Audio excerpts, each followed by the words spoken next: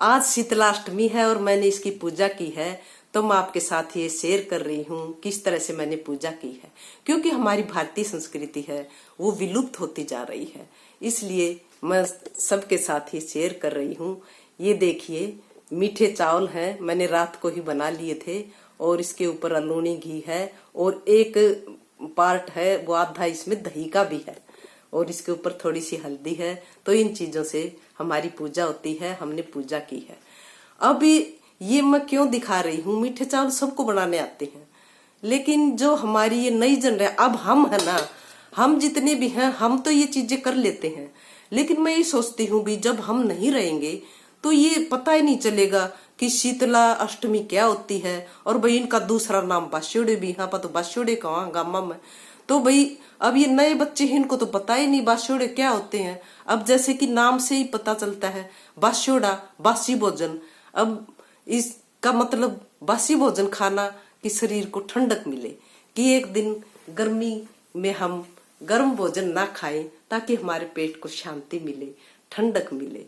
अब शीतला माता है, इसका नाम शीतला इसीलिए पड़ा है। अब ये शीतला माता है, इसका नाम क्यों पड़ा, क्योंकि इसको बासी भोजन अर्पित किया जाता है, इसलिए ठंडा ठंडा होता है, वो ही इसी से इसका नाम शीतलता पड़ गया और इसीलिए शीतलता है, तो ये शीतला माता इसका नाम है।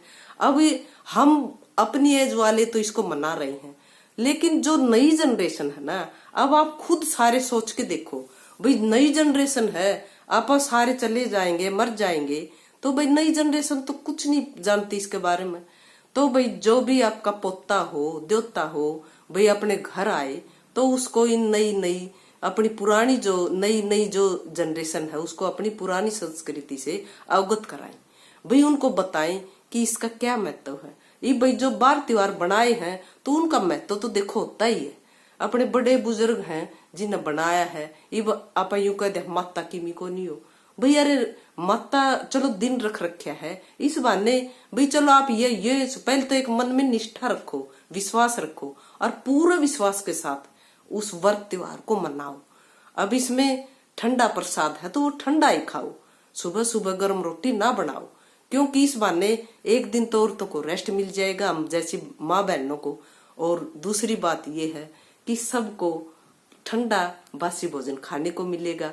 अच्छा, फिर रोज मीठे चावल घर में कोई नहीं बनाता, कि एक दिन अब अपने भोजन में भी थोड़ा सा टेस्टी बन जाएगा अपने लिए, क्योंकि दही के साथ खाओ, उसको अलूनी घी के साथ खाओ।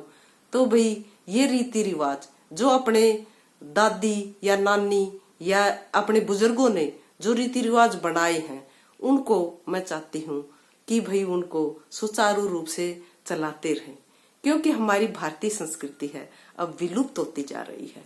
अब हम अपने बच्चों को जो भी त्योहार हो पहले इसके बारे में बातचीत करें। अब बच्चे क्या कहेंगे कि ना बासी खाना हम नहीं खाते।